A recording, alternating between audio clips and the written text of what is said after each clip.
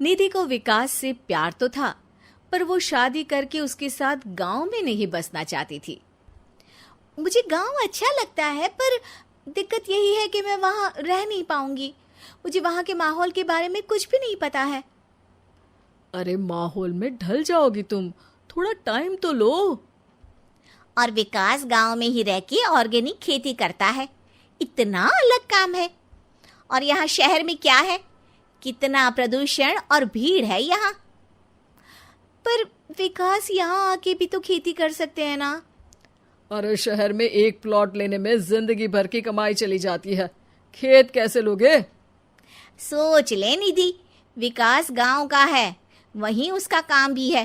तेरे पास कोई नौकरी भी नहीं है, ना ही तुझे कभी काम करना था। उफ़ो, मुझे कुछ समझ में नहीं आ रहा, मुझे अकेला छोड़ दो। उसी दिन निधि विकास से मिलती है।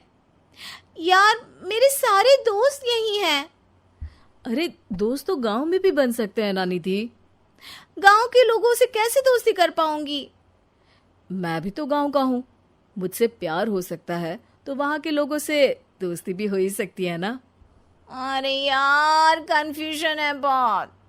सोच लो निधि, शादी के मंडप पे छोड़ के मत जाना, वरना दोनों के परिवार की नाक कट जाएगी। अभी बोल दो, पत्रिका नहीं छपाते हैं। निधि के पास तो कोई चारा नहीं बचा। वो विकास से इतना प्यार करती है कि उसे छोड़ भी नहीं सकती। वो विकास के लिए गांव में शादी करके बसने को तैयार हो जाती है। जल्द ही दोनों की शादी हो जाती है। आई होप तुमको गांव में अच्छा लगेगा। मुझे पता है गांव में और शहर में अंतर क्या है। वहां के लोगों की सोच में अंतर है। मुझे पता है कि कैसा लगेगा मुझे। तुम ये बिना देखे किसी चीज के बारे में कुछ भी सोचने की आदत छोड़ दो ना। निधि ने उस वक्त तो कुछ भी नहीं कहा, पर वो सोचती है कि सबको इस बात का एहसास तो करवाना ही पड़ेगा कि वो सही है। उसके दिमाग में एक तरकीब आई। उसने सोचा कि गांव के लोगों के लिए वो ऐसा काम करेगी कि आगे से उसे कोई किसी काम का बोलेगा ही नहीं। शादी के एक दिन बाद निधि की सास ने फरमाइश की। निधि बेटा, अपने हाथ से कुछ खाने का बना दे। बिल्कुल सासू माँ, थोड़ा सा रुकिए, अभी बनाती हूँ। ये सही मौका था निधि के पास ये बताने का कि गांव के लोगों और उसके रहन सहन में कितना अंतर है।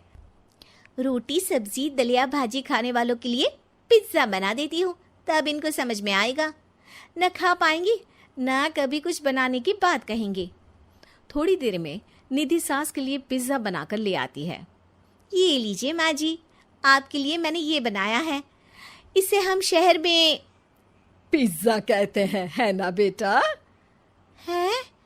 आपको कैसे पता कि इसे पिज्जा कहते हैं? अरे पिज्जा को पिज्जा नहीं बोलेंगे तो क्या फ्रेंच फ्राइज कहेंगे? गांव की सास से ये सारी बातें सुन के बहू चौंक जाती है, लेकिन सास एक और ऐसी बात कहती है कि बहू जिसकी उम्मीद ही नहीं कर रही होती है। बहू, इस पिज्जा के ऊपर ओरेगानो मिला दे और थोड़ा चिली फ्लेक्स, मजा आ जाएगा। माँ जी, गांव में रह के भी आपको ये सब कैसे पता है? अरे यूट्यूब, टीवी सब खबर रखते हैं हम भी। इंटरनेट है जहाँ, जानकारी है वहाँ। अरे वाह माँ जी। अरे अभी वहाँ मत बोल, अब जब मैं पिज्जा का फोटो लेके फेसबुक पर डालूंगी ना, तो वहाँ कमेंट में जाकर वहाँ बोलना, ठीक है? ठीक है माँ जी। अरे ठीक है माँ जी की जगह ओके मम्मी या ओके मम्मा बोल दिया करना। है? ठीक है, मतलब ओके मम्मा। निधि का तो सर ही घूम जाता है। इतना शहरी बर्ताव तो शहर में रहने वाली निधि की माँ का भी नहीं था। वो शाम को अपने पति से पूछती है, विकास, तुम्हारी मम्मी तो काफी कूल है यार। पिज्जा में क्या डालते हैं, फेसबुक पर क्या डालते हैं, सब कुछ पता है उन्हें तो। हमारे बड़े पापा के लड़के रहते हैं शहर में, बस उनके बच्चे आए थे गांव में गर्मी की छुट्टियां मनाने। उन्होंने माँ को एकदम शहरी बना दिया। उनका फेसबुक अकाउंट भी है, इंस्टाग्राम भी है और टिकटॉक बैंड हो गया, वरना वो भी बनाती थी। तभी सास वहां आ जाती है। अरे निधि, मैं तुझे टैग नहीं कर पा रही हूँ, जरा मेरी फ्रेंड रिक्वेस्ट एक्सेप्ट तो कर दे। निधि की गांव को लेकर जो राय थी वो अपनी सासू माँ को देख के बिल्कुल बदल जाती है। और अब निधि भी सोशल मीडिया पे अपनी सास के साथ लाइव आती है और कमेंट बाजी भी करती है, ताकि सबको पता चले कि गांव में रह के भी उसका जीवन शहर जैसा ही है और उसके आसपास के लोगों के अंदाज भी एकदम शहरी है।